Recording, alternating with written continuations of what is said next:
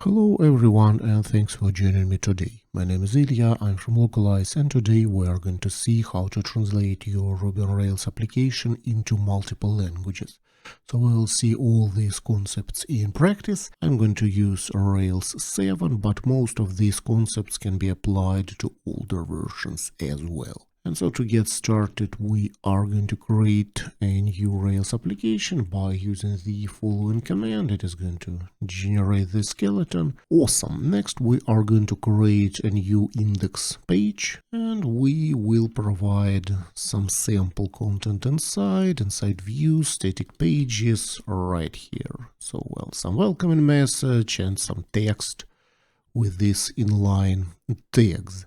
Next, I would like to create yet another controller and the corresponding model by using this scaffold. We will utilize only two actions inside the feedbacks controller. So I'm going to tweak the create action a bit, and also for the new, we're going to display all the feedbacks as well. Let's display all the feedbacks on the new page. For example, here. And then we will tweak the individual feedback in the following way, nothing too fancy. We are just displaying who left this review, when, and what was the text. And finally, let's provide some simple routes. So right here, I'm going to say here are my routes. And yeah, of course, we will need a global menu. So maybe we can open the application HTML ERB, and here is our menu. Also, it's pretty much recommended to provide the character set. And also, I think it wouldn't hurt to provide the actual locale that is currently set in our application. So this is it. All the preparations are done. We can now run migrations, and now I would like to provide all the locales that will be supported by our application. So we will support two locales, English and French. You can use any other locales as you'd like. And so the default language will be English. So when, for example, the requested locale cannot be found, we will revert to English. Also, I would like to add a new gem, and this gem is called Rails I18N. This gem actually contains very useful data, including pluralization rules, datetime formatting rules, common translations for many languages, and so on and so forth. And now let's discuss how we are going to store our translations. Actually, the simplest way would be to use the localized views. And the localized views basically mean that you provide the locale code inside the name of your views. For instance, this file can host English version of this page. Then you can create yet another file with the French locale code. Here you would provide the French version of the same page. And so Rails will automatically fetch the corresponding version for you, which is quite cool, but it's not always feasible to use this approach, I can say. So while you could use localized views, and sometimes it's quite convenient, there are other approaches. And the most common approach is probably using translation files. By default, we are using YAML files that are stored inside config locales. So here is an example. This EN, that's like the root key, which denotes the locale, and then we have the key and the value. So the key will be used inside the source code, as we're going to see next, and once the application is served to the user, we will replace the key with the corresponding value based on what locale user has requested from us. So that's the idea. Well, so as long as we would like to translate this welcome text, let's replace this hello with welcome. And we can do the same for French. So, well, let's create yet another file called fr.yaml.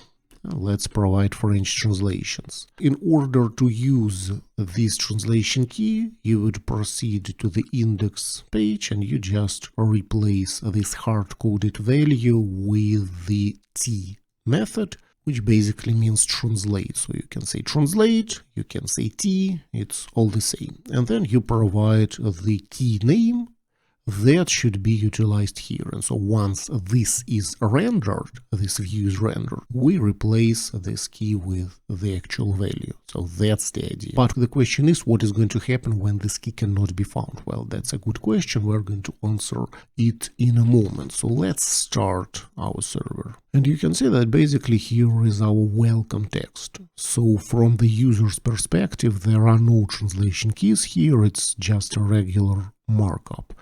But if the requested key cannot be found, then you are going to see something like this. Basically, it displays the actual key name instead of this translation. But here in this markup, you're going to see translation missing, and then it says translation missing, so that's the name of the key that cannot be found.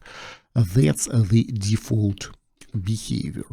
Now, what about this thing here? So how do we translate it? Well, the idea is pretty much the same, but as long as we have these inline tags, I would like to preserve these tags inside my translation, and that's why I will provide the HTML postfix. Because if this postfix is not present, then your inline tags will be displayed as is, so they will not be processed. And the same can be done for French.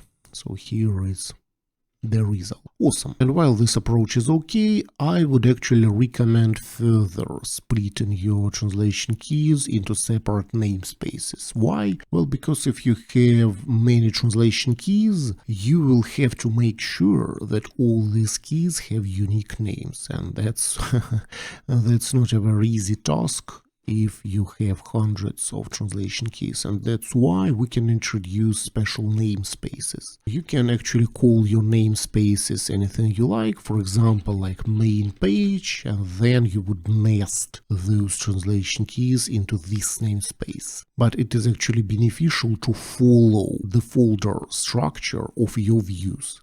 So, for example, if we are translating this index.html view inside the static pages directory, then here I would also say static pages, and then I would say index. So that's the name of the view, and then I would nest my translation keys inside. And we can do the same for French translations. And the question is, why it is beneficial to do so? Well, because in this case you can actually take advantage of the lazy loading, of the lazy translations. Well, in general, if your keys are namespaced, you would say something like namespace, nested namespace, etc. So you would provide the full path to this translation key using your namespaces, and these namespaces should be separated with these dots. So for instance, as long as we are using static pages index, you would say static pages index. But as long as we follow the proper naming here, we can actually remove these namespaces altogether, and we can simply say .well, which means that Rails will try to search for this namespace following the naming pattern used here. So that's the lazy translation lookup for you. It's quite convenient as well. And of course we can use the services HTML as well. Now let's reload the page, and we can see that it works as well. Let's also provide translations for the main menu. In this case we cannot use lazy loading, but still, let's say something like this. So we will have our global namespace for the menu, and then you will need to adjust your links here and use these translation keys in the following way. So that's how it works. Next, the question is, how do we translate our models? Well, because here on the feedback page we can see this author, message, this button, so I would like to translate these guys as well. And actually it appears that we can easily translate active record attributes, but we must use the proper namespaces as well. So here is an example. We should say active record attributes and then the name of your model. As long as our module is named feedback, I say feedback here as well. So my module contains those two attributes, so I'm using these attributes here and translate those accordingly. And the same should be done for French as well. Reload the page and it says your name. Awesome. But now what about this button? I would like to translate this button as well, because obviously it takes the name of the model and pastes it right here. And you actually can translate your model easily. So you would say something like, models, then the name of the model in your source code, and you can even rename your model if you'd like. You can say something like, I don't know, review, for instance. And if you reload the page, it says create review now. But, well, to be honest, I don't like how it is displayed here. I would like to say something like submit post or something like that. And we will simply use the global namespace and say forms submit here and forms submit for the French. Awesome. And now you can simply tweak your partial and replace this button with the following thing. So that's how it works. Then the next question is, how do we translate error messages? I mean the messages that can happen when validation fails. First of all, let's add some validation rules, something like this. We can take a look at our partial, and as you can see, well, this is not really translated, so this message is in English. Actually, I can see that it tries to pluralize this word error, but only for English. But it's not a big deal, so we can translate it easily.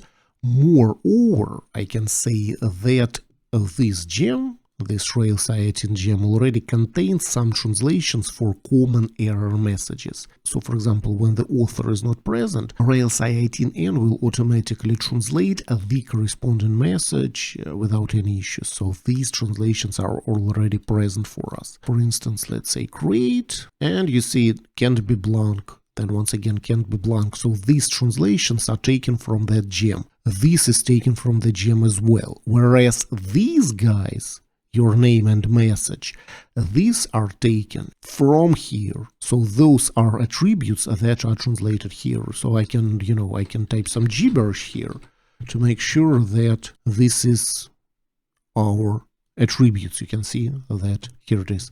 But, well, there is a small problem because we have to translate this text somehow, and also we would like to keep the error word pluralized, because if we have one error, we would say one error, or we can say two errors, three errors, etc. Luckily for us, we already have built-in pluralization rules thanks to this gem once again, so it knows how to pluralize things for different languages, and our job is to simply provide the proper translations. That's why let's open en.yaml, and here under the forms, let's provide these messages. So we have to provide two plural forms for English, one and other. So one means there is one error, other means there are many errors.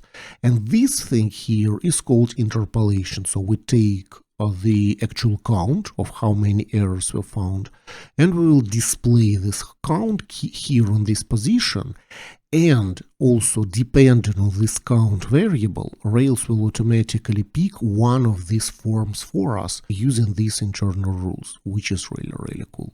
So that's the idea. And then we can do the same for French. French pluralization rules are quite simple as well. So let's say messages, and here are French translations, but some locales have more complex pluralization rules. In this case, you might need to provide more plural forms.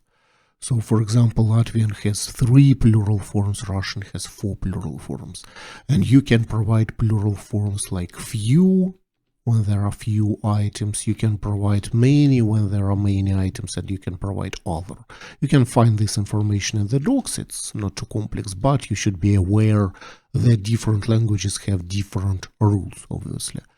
And then, once this is done, we can return to this partial, and we can provide this thing.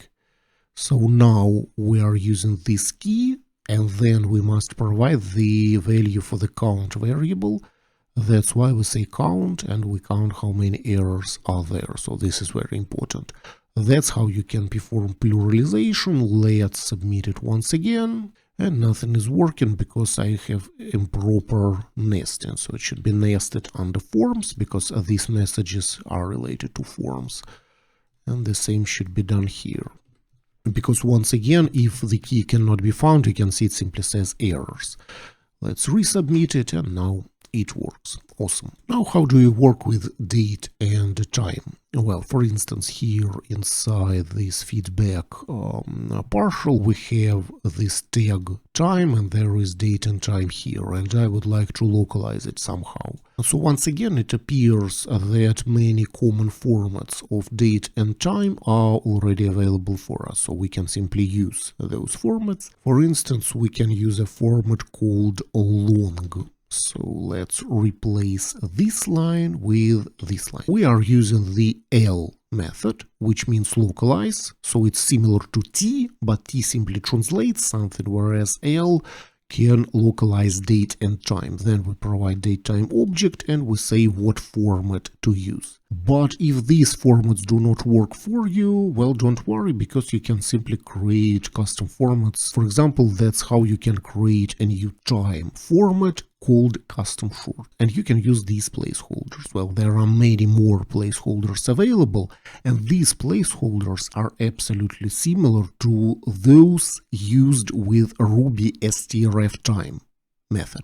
So you can simply open documentation for strf time, and you can find all the placeholders that are available for you. So check it out. I've sent this feedback, and here is my date and time, but I can use other format, for example short. If I use short and reload the page, you see it changes, which is very cool. And the last thing that we should take care of is obviously switching between locales. I would like to use special scopes inside our routes, well, so that the locale is stored inside the URL. That's why let's add the following thing here. So we say that we have a new named scope. It is optional and it is going to contain the locale, but also here we are using regular expression. So effectively we make sure that this locale is supported by our application. Then let's actually create a new concern. Right here it is going to be called internationalization. Make sure to spell it properly.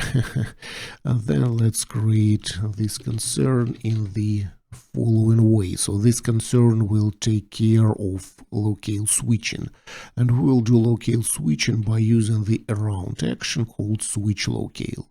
So this around action will be performed for each and every controller action. So we will try to read the requested locale either from the URL, which means from the routes, from the headers that are sent to us by the user's browser, or we're going to use the default locale if these guys are not present or if these locales are not supported by our application.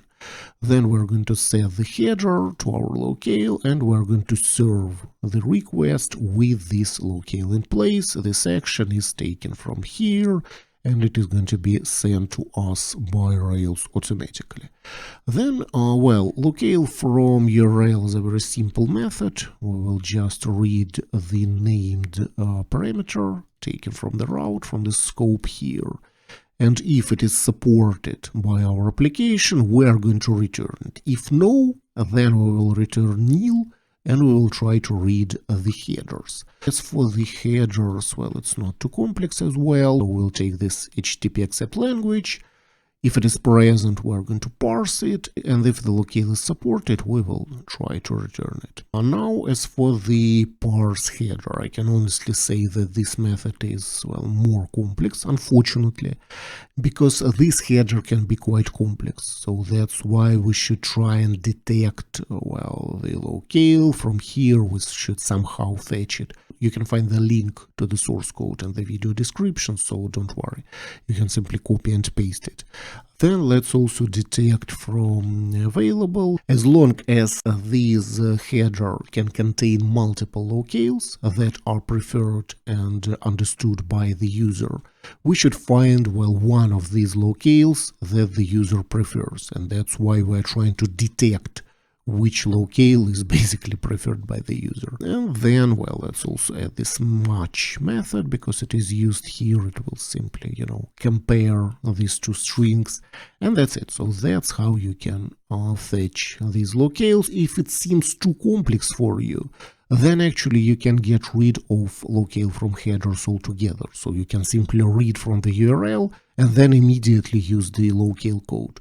And finally, we must preserve the requested locale in all the URLs that are generated by Rails helpers, for example, by link to, by URL for, etc. And to do this, you would override default URL options, and you would add the currently set locale to all the links, so that the locale is persisted when the user follows some link within your application. That's it. We can tweak our layout, and here you can add these new links to switch the locale, so we are iterating over these available locales. So if this locale is currently set, we simply display this locale. If not, we are displaying a link to actually switch to this locale. And there is actually a very cool trick. So here for this link, we are using URL for and providing this locale that the user requests. And by saying URL for, you're going to redirect the user to the page that he or she was browsing initially. So this is a very nifty trick, but one thing to remember is that unfortunately the regular get parameters will still be stripped out, unfortunately. So, well, it's not a very easy thing to solve. So you can find other more complex solutions, but, well, this is the simplest solution out there, and, well, it's quite powerful, so I would stick to it initially. Also, by the way, note that here for this T method we are providing the scope. The scope is basically a namespace, so you can say it like this, or you can actually say something like locales dot and then provide the locale. But this construction is, it's quite ugly. Therefore, I'm providing this namespace as this parameter here. And the final thing to do is to translate your locales, the names of your locales, I mean, in the following way. Let's do the same for French, and we are golden. And yeah, of course, this concern must be included into your application controller, because otherwise the locale switching will not be performed. So let's include it. And now all our controllers, well, at least those controllers that inherit from this one, they will have language switching functionality. So I'm going to reload the page. We're currently browsing this English version, let's say French, and now it says, you see, well, those French words. This is localized. Well, this title, we have not provided translation for this title, but you can do it manually. But take a look at that. So this French locale is present in the URL, and once I switch the locale, I am navigated to the same page that I was browsing initially. Now we can return to the home page. It is fully translated into both locales. That's effectively it. But you might be wondering, well, these translation files, well, they're okay. But what if I would like to invite someone to work on these files? I would like to hire a translator because maybe I don't know French, or maybe I would like to add support for other locales, and I don't know all these locales, obviously. And that's thing number one. And thing number two, well, there are many translation keys and I'm a bit lost. What if I forget to translate one of these translation keys? Or maybe I've misspelled the name of one of these keys for one of the languages. Is there any easy way to detect such issues, and how do I manage these keys? That's actually a very fair question, my friends. And that's where the Lokalise TMS steps in. because it allows you to do, well, basically anything to your translations. Also, you can hire professional translators, you can connect with third-party services, with Figma, with GitHub, with Amazon. There are dozens and dozens of these things. You can create automations, invite contributors, create tasks, anything, basically anything. So that's a full-fledged translation system for you. And you know what's even better? You can get the free trial, and then you can switch to a free subscription plan without providing any credit card at all. So you can use it for free for as many time as you'd like. Well, of course, you will have like limited functionality, but still it's quite handy if you have a small team. Let me explain how to get started. With Localize, it's really simple. So first of all, you say try it for free, you enter your name, your details, and then you press I would like to create a new team, and then you will be brought to a page looking like this. So these are your translation projects, so you will probably not see any projects, or maybe you will see the sample project, and then you will need to create a new translation project. For example, I don't know, my app or something like this. And then you choose the base language, the initial language, so the default language, and that's English in our case, and other language is French, so you choose French. Choose this type and click proceed. Then you will need to upload translation files here, but you don't need to do it manually, don't worry, because I've already created a gem for you, and this gem is called Localize Rails. So you just drop this gem here into your gem file, then you stop your server, say bundle install, then you should generate some configuration for Localize Rails. It's very simple, just say install, and then this file is created for you. Here it is. You have to provide only two mandatory options, because all other options have sensible defaults. The first option is your API token, the Localize API token. And well, to get this token, you would click on your avatar, you would click Profile Settings, you would proceed to the API tokens, and you just press Generate New Token. You choose Read and Write, it's important, and you click Generate. Make sure not to expose this token. Well, I'm going to expose it because after the recording I'm going to delete it, but you should not expose it. It's very important because you should treat it as your password. Then you just proceed to this file and you drop your token inside, or you set an environment variable, which is of course a better solution. And then you will need your project ID. And to get a project ID, you return to the project that you've created, you press More Settings, and here is your project ID. That's it. So that's all the configuration that's actually needed, but you can configure other things if you'd like, but it's not mandatory usually, unless you have some specific requirements. So you paste these guys, and then you can, you can export your translation files to Localize by running the following command. So it will take, a couple of moments to prepare all your files, and now the task is complete. Awesome. You see that your file was uploaded. Awesome. You return here to the editor, and guess what? Here are all your translation keys that you can see here. Well, let me expand it a bit. Now you can start working on your translations. You can modify these existing translations. You can change something. For example, if you don't like this welcome, you can say welcome to the app like this. But then, for example, you don't know the French language, right? And in this case, you can take a look at the suggestion step, and you can see here is the suggestion by Google Translate. So it translates this English text for you. You press on it, and well, you can use it. That's it. You can modify other translations. You can create more translation keys with their values. You can connect to third-party applications, for example, on GitHub or with Figma. Well, make sure to browse our documentation for many examples. You can even add more languages to your project, etc. And once you are ready, you can just, download these translations back to your application. And to download those back, you would say import. Once again, you can tweak these import options inside this file. But these have sensible defaults. But please be aware that by default you will overwrite all the contents that are available here, so please bear that in mind. So let's start this operation. then your updated translations should be available for you. They might be reordered a bit. This thing can be edited, it's not a big deal, it's actually quite okay. And then we can see it says welcome to the app, so our key was updated, and the same applies to French. Then you can restart your server. So that's how you can get started with Localize in like 5 minutes. And now we have the new versions of these translation keys. Brilliant job. Well, roll the credits. So that's it for today, folks. I thank you for staying with me. Please write your comments and questions if you have any problems. Stay with Localize and see you really soon.